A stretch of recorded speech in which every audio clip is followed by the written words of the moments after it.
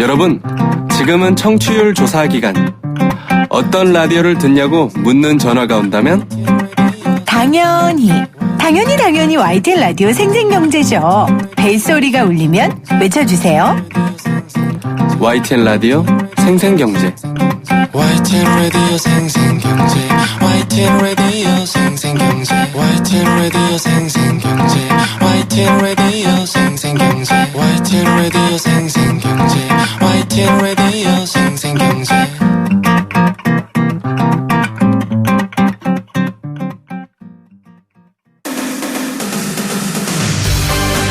생생하게 상생하며 YTN 라디오 생생경제.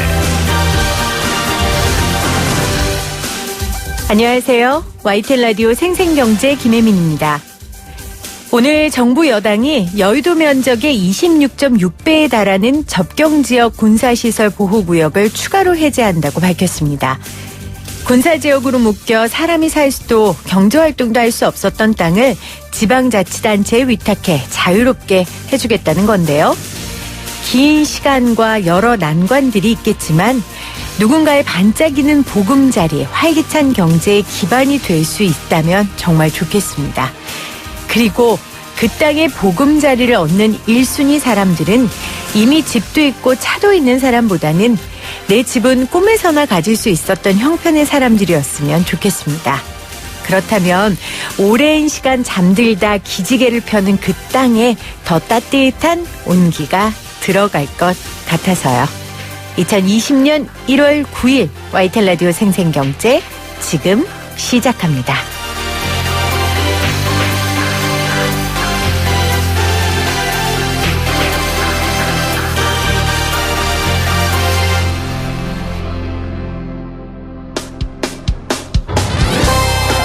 쉬운 경제, 살아있는 경제, 우리 집 경제 이야기, YTN 라디오 생생경제. 오늘 가장 뜨거운 경제 뉴스를 제일 생생하게 전해드리는 시간입니다.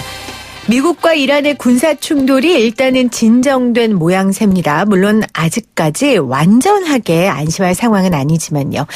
그래서 주식시장도 좀 어느 정도 회복된 모양새인데요. 어제 오늘 위기 상황 속에서 다양한 자산시장들이 움직임을 보였습니다.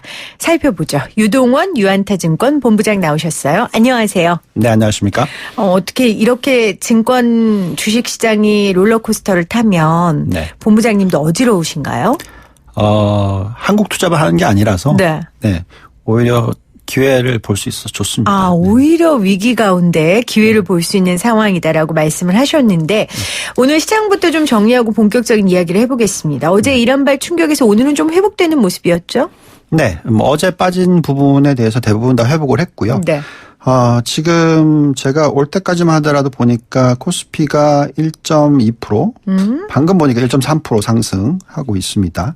그리고 또 코스닥도 3% 이상 급등을 네. 하고 있는 모습 보여주고 있고요. 어제 하락폭보다 더 많이 상승을 하고 있으니까. 어제 하락폭보다 더 많이 상승했다. 네. 전반적으로 지금 시장은 안정을 찾고 있습니다. 근데 네. 오늘이 이 옵션 만기라고 해서 변동성을 이용해서 투자하시는 분들이 좀 많아서 네, 어저께 하락을 베팅을 했었으면 오늘 좀 상당히 어려웠을 수도 있다. 그리고 네, 그래서 결론적으로는 이 단기적으로 시장을 들여다보기보다는 좀 중장기적으로 지금 시장을 움직이는 요소가 무엇인지를 판단하는 게 중요한 것 같습니다. 중장기적으로 지금 시장을 움직이는 요소가 어떤 것인지 판단해야 한다라고 말씀을 하셨는데 그 요소가 대표적으로 어떤 겁니까? 펀더멘털이죠. 펀더멘털이요. 네, 경제가 어떠냐, 기업 이익이 어떻게 변하고 있느냐, 네. 예, 앞으로 경기가 좋아질 거냐. 그러니까 단기간에 이런 사건 사고라든지 국제적인 이슈 말고 전반적으로 경제가 어떤 상황인지를 먼저 살펴봐야 된다라는 말씀이세요. 네. 사실 그 말씀 하시는 거에도 저도 일정 부분 동의하는 게 미국과 이란의 충돌이 한두 번이 아니고 그 충돌 때마다 주식시장이 많이 변동했었잖아요. 네. 그렇죠. 작년 6월이죠. 뭐 기억하시겠지만 드론을 이란에서 뭐 추격했다 해서 네. 트럼프 대통령이 반격을 하겠다 뭐 이런 얘기까지 했었다가 전쟁 얘기까지 나왔었고 그때 좀 출렁였죠. 근데 6월 대비해서 연말 뭐 미국 증시 보시면 상당히 많이 상승을 했고 또 글로벌 증시 전반적으로 네. 작년 하반기 좋았지 않습니까? 그래서 변동성이 일어나지만 결국은 펀더멘탈을 들여다보면서 판단해야 되는 것이고요. 지금 보면은 이 여러 가지 이벤트들이 계속 나올 겁니다.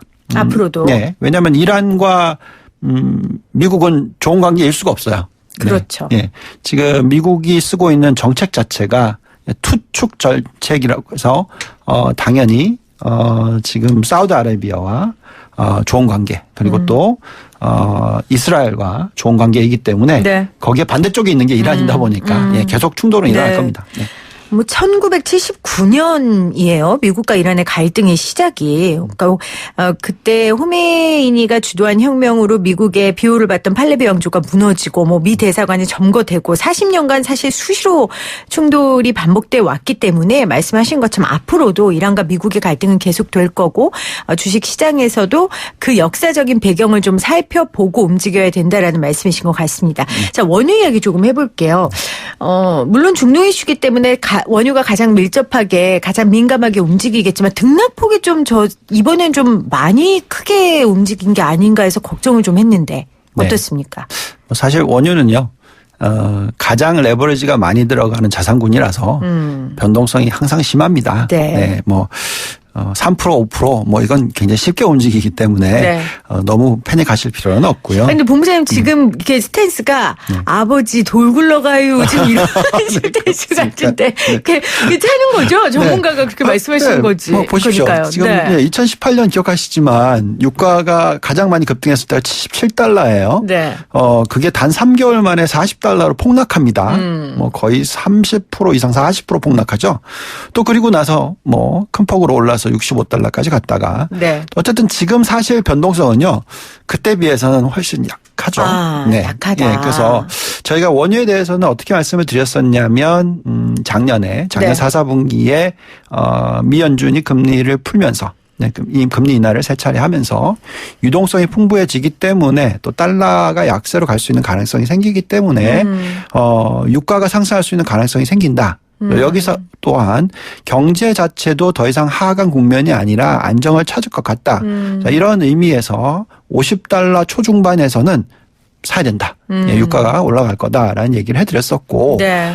그게 이제 큰 폭으로 반등을 해서 여기다가 이제 또 이라크 문제까지 생기니까 65달러까지 갔죠. 근데 이제 65달러까지 가게 되면 또 전체적인 큰 그림의 펀더멘탈을 놓고 보면 65달러 이상 뚫고 올라가기 어려워요. 네. 왜냐하면 셰일가스 혁명이라는 게 있기 때문에 미국 쪽에서 언제든지 공급을 늘릴 수가 있습니다. 그렇기 때문에 보통 65달러까지 가면은 여기서부터는 또 더 올라가기 어렵다. 그래서 저희는 유가 자체를 박스권으로 보고 있고요. 이런 이라크 문제가 터져서 뭐 일부에선 100달러 간다 뭐 얘기 또 나오죠. 항상 그런 얘기 나옵니다만 전체적인 큰 그림에서 수급의 문제에 있어서 공급 부분이 항상 언제든지 크게 늘어날 수 있기 때문에 이 부분을 생각하신다면 경제가 좋아지는 부분이 있기 때문에 유가가 폭락하지는 않겠지만 네. 또 급등하지는 않는다라고 보시는 게 좋겠습니다. 물론 작은 전쟁의 시그널도 우리는 모두 다 민감하게 반응해야 하고 평화를 기원해야 하지만 본부장님 말씀은 그간 역사적으로 여러 가지 사태가 있었고 그 가운데 경제는 어느 정도 굳은 살이 배겼고 패턴을 보였기 때문에 그리고 지금 많은 상황들을 거쳐서 살아남는 법들을 배웠기 때문에 너무 걱정하지는 말라라는 말씀으로 제가 이해를 하겠습니다. 그러면 우리 증시도 그런 과정을 거쳐서 좀 우리 증시 체력도 그만큼 길러졌다. 뭐 이렇게 볼 수 있겠습니까? 이 정도 변동성 정도는 컨트롤할 수 있다. 글쎄요. 그건 또 다른 문제입니까? 네, 완전 다른 문제입니다. 네. 네. 지금 우리나라 경제 부분에 있어서는 네. 펀더멘탈이 뭐 많이 안 좋아진 건 사실이에요. 물론 이제 삼성전자와 반도체 사이클까지 포함시키고 또 올해는 좀 좋아질 거라고 예상하기 때문에 괜찮지만 보시면 GDP 성장률이 많이 하락을 했죠. 뭐 2% 지켜내는 게 어렵다라는 얘기까지 나오고 있습니다. 네.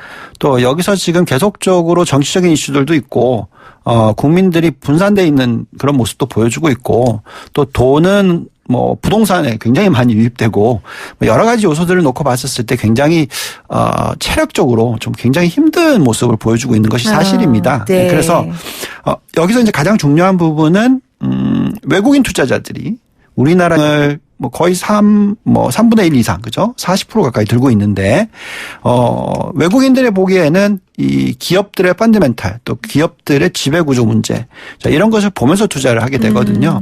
여기서 이제 국내 자금이 증시에 많이 들어와 있어서 또 개인 자금들이 또 많이 들어와 있어서 뭐 주식형 펀드가 굉장히 규모가 크다. 국민연금을 제외하고. 자, 그러면 또 변동성이 굉장히 적을 텐데, 그렇지 않죠? 예. 그럼 본부장님 말씀은 이란과 미국의 무력 충돌보다는 우리 국내 경제 이슈가 더 불안하고 훨씬 더 중요한 요소다라는 네, 거죠. 좀 그런 말씀을 들으니까 참 마음 한쪽이 좀 씁쓸해지는데 자 다시 자산시장 얘기로 좀 돌아와 보겠습니다. 제가 오늘 기사를 보니까요. 원유 가격이 널뛰게 하자 유가 연계 상장지수 증권 뭐 상장지수 펀드에 투자자가 몰리고 있다 뭐 이런 얘기가 있더라고요. 네. 이렇게 좀 뭐라 그래 이득을 본 상품들 뭐 그런 것들이 있었던 거죠 실제로. 네, 실제로 지금 아까도 말씀드렸듯이 큰 그림 자체가 55달러 정도의 유가일 때는 매수를 하는 게 맞죠. 네. 그래서 65달러까지도 치고 올라갔습니다. 자, 그러면 55에서 65니까 뭐 15% 20% 상승을 한 거죠. 여기에 관련돼서도 레버리지 상품도 있기 때문에 당연히 수익을 단기간에 굉장히 많이 벌었을 수도 있습니다. 자, 근데 이제 중요한 건 아까 제가 말씀드렸죠. 원유 상품이라는 것은 원유 가격은 흔히 말하는 레버리지가 얼마든지 일어날 수가 있어요. 그러니까 뭐 원금을 1을 가지고 10까지도 투자할 수 있는 그런 네. 상품들이 많다 보니까 선물이라고 하죠. 변동성이 굉장히 심합니다. 그렇다 보니까 이란이 미사일을 쐈다. 그러니까 65달러까지 갔다가 이제 원유 재고 예상보다 크게 늘었다. 그러니까 또 60달러 깨지고 그러니까 이런 식의 변동성이 나오기 때문에 얼마든지 네, 투자자들이 이걸 펀드로 투자한다. 네, 이건 정말 너무 리스키한 전략이라고 말씀을 드리겠고요. 네. 단기적으로 방향성 투자, 단타적으로 투자하는 것은 괜찮다라고 말씀을 드리겠습니다만, 큰 그림으로는 네, 너무 레버리지를 많이 생각하지 마시고, 네, 펀드 투자를 하더라도 뭐 유가가 65달러면 고점 아닌가, 뭐 이런 예상을 하시면서 투자를 하시는 게 좋지 않을까 생각이 듭니다. 그러니까 말씀하신 대로 원유 가격이 널뛰게 하는 건 너무 당연한 거고 자주 있을 수 있는 일이니까 펀드 투자는 위험하다라는 말씀이시면 정유, 석유, 화학주를 갖고 있는 분들은 그럼 어떻게 대응하면 됩니까? 뭐 직접적으로 투자하시는 이런 분들은? 네. 자, 결국은 이제 밸류에이션이라는 걸 봐야죠. 네. 얼마나 싸냐. 네. 그리고 또 이 정유주들이 어느 정도의 현금 흐름을 가지고 있느냐, 또 어느 정도 배당이 가능하냐, 뭐 네. 이런 부분을 놓고 말씀을 드리면 정유주들, 에너지 관련주들 정말 저평가돼 있는 건 사실입니다. 저평가돼 있다.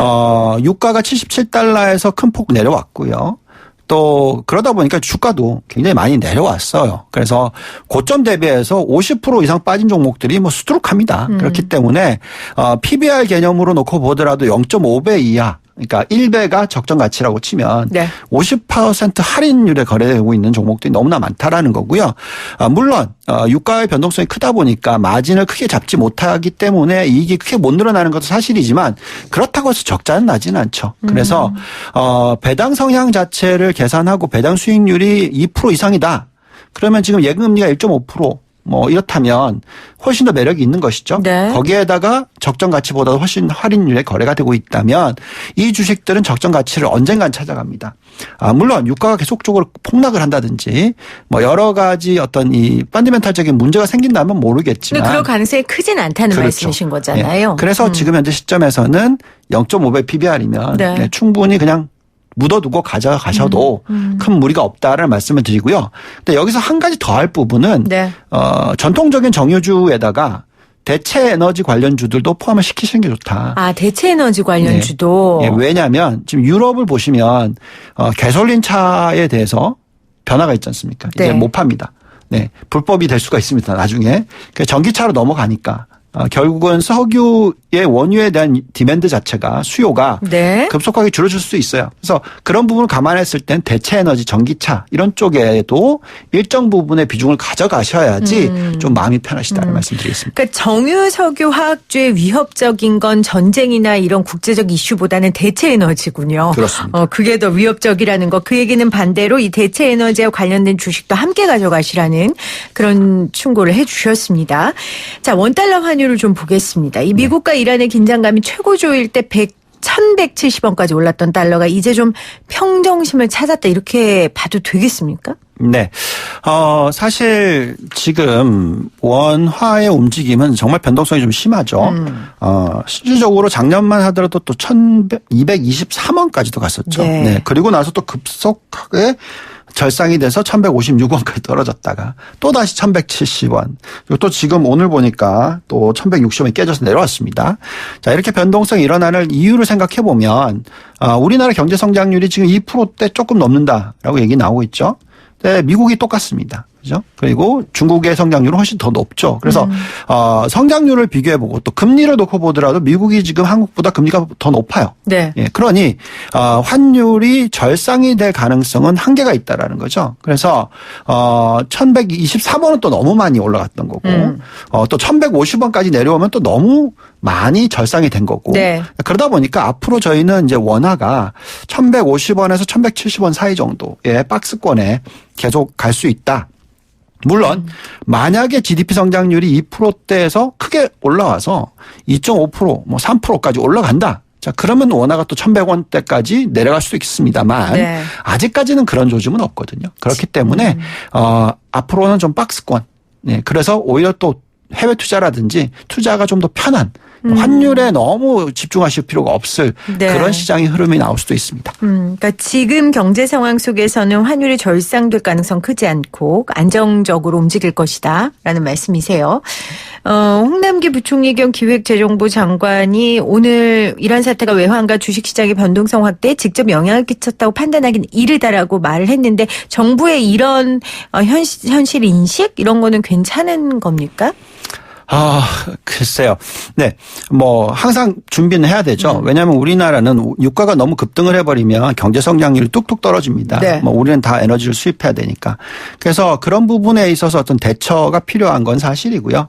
근데 말씀하신 대로, 유가가 제가 볼 때는 말씀드린 대로 이게 큰 폭의 변화가 있기는 어렵다, 이제. 그러니까 당장 네. 우리 경제에 뭐 엄청난 영향을 끼칠 일은 없다. 그렇죠. 여기에 또 환율도 마찬가지니까. 그래서 이 두 가지 요소가 큰 변동성이 없다면, 네, 뭐, 이쪽을 지금 집중하기보다는, 네. 앞으로 미래 먹거리, 예, 우리 4차 산업혁명, 다들 얘기하는데 우리 뒤처져 있다고 얘기하죠. 예, 좀 많은 정책들이 나왔으면 좋겠습니다. 네. 자, 비트코인. 비트코인이 다시 또, 머리를 수면 위에 내놨습니다. 얼굴을. 오늘 또 계속해서 나왔는데 어제 최고가 경신했고요. 아무래도 중동발 이슈가 이 비트코인을 끌어올린 게 아니냐라는 얘기가 있는데 배경을 좀 설명해 주시죠. 네, 비트코인이라는 것은 우리가 흔히 말하는 이제 금 같은 게 안전자산이라고 얘기하죠. 또 은도 들어갑니다. 네. 여기에 이제 최근에는 비트코인도 포함을 시킵니다. 왜 그러냐면 지금 경기를 부양시키기 위해서 너도 나도 중앙은행들이 금리를 내리고 있죠. 그러다 보니까 유동성을 많이 부여하게 되고 이것이 또 화폐 전쟁이라고까지도 얘기를 하죠. 그러면 이제 화폐의 가치가 낮아지니까. 네. 그래서 다른 대체 자산은 뭐가 있냐. 그렇죠. 이러면서 이제 금을 사고 은을 사고 여기에 이제 우리는 4차 산업혁명 시대니까 비트코인을 사는 거죠. 그래서 화폐를 대신할 그런 상품에 투자를 하는 것인데 비트코인이 거기에 하나로 자리를 잡았다라는 네, 것이고요. 네. 근데 이제 그렇다고 해서 무작정 비트코인이 가격이 올라갈 것이냐. 그렇지는 못할 거라 생각합니다. 왜? 그러면 국경이 다 없어져야 되거든요. 무슨 얘기냐. 모든 나라에 중앙은행이 필요가 없어지는 거죠. 예. 그렇게 안 놔둘 겁니다. 그래서 중앙은행에서 시스템화 시킬 거다. 제도화 시킬 거다라는 생각이고요. 그래서 얼마 전에 중국에서 비트코인을 국가 통화 부분에 있어서 어떻게 네. 만들겠다 했더니 오히려 가격이 떨어졌어요. 예. 그런 식으로 규제가 생기고 또 이런 부분이 이제 정부 안으로 들어오게 되면 네. 비트코인도 뭐 옛날처럼 막 몇십 배, 몇 배씩 오르는 이런 건 나올 수 없고요. 그러니까 비트코인이 그만큼 수익을 내는 건 그 리스크를 감당하기 때문이고 그 리스크의 주요 원인은 제도권 안에 없기 때문인데 네. 제도권 안으로 들어와 버리면 리스크도 줄어들고 그럼 그렇죠. 그만큼 수익률도 줄어들고 그렇죠. 그러면 비트코인의 값어치가 그만큼 떨어진다는 말씀이신데요. 비트코인 이야기는 제가 그렇게 들었고 금 같은 경우에는 어떨까요? 이렇게 위기 상황 속에 안정적인 자산으로 받는 거고 금값이 실제 많이 올랐죠. 그렇죠? 네. 이 금값은 어떻게 될까요, 그럼? 네. 저는 올해는 금에 대해서는 이제 차익 실현하시라고 말씀드리고 있습니다. 차익 실현을 해라? 네. 작년에 상당히 좋은 수익처였죠. 그리고 올해도 이 중동 사태 때문에 또 올라갔습니다만, 올해는 경기가 작년에는 둔화되는 사이클이었다면 올해는 바닥을 다지고 상승하는 사이클이다라고 말씀을 드립니다. 보통 경기가 회복하는 국면에는 금 투자하시면 안 됩니다. 네. 그만큼 경기가 좋아지기 때문에 금에 대한 매력도가 떨어질 수가 있고요. 또한 한 가지 더 요소가 있죠. 미 연준이 작년에는 보험성으로 금리 인하를 3차례를 했지만 올해는 안 할 겁니다. 네. 자, 그러면 결국은 그만큼 또 통화의 가치가 하락하진 않겠죠. 그렇다 보니까 대체 수요인 금이 그 매력도를 좀 잃을 수 있다라는 부분이 되겠고요. 그렇지만 한 가지 요소는 있습니다. 물가 상승률이라는 것이 있는데 지금 임금 상승률을 포함해서 물가 상승률이 글로벌 시장에서 좋아요. 그렇다 보니까 금도 원자재 중에 하나이기 때문에 물가가 상승할 때 금도 올라가게 돼 있습니다. 그래서 네. 이 마이너스적인 요소와 플러스적인 요소가 같이 공존하는 상황. 그래서 마이너스 수익은 아닐 것 같지만 그래도 작년 같은 높은 수익률은 없을 거다라고 생각하고 있습니다. 금은 물가 상승률만큼은 올라가겠지만 작년만큼 대박을 치지는 못할 거다라는 말씀이세요. 자, 마지막으로 우리 개미들이라고 불리는 개인 투자자들 신년부터 정신이 좀 없을 것 같은데 좀 몇 마디 조언을 해 주셨으면 좋겠어요. 일단 제가 본부장님하고 인터뷰하면서 몇 가지 제가 깨달은 건 너무 예민하게 반응하지 말 것.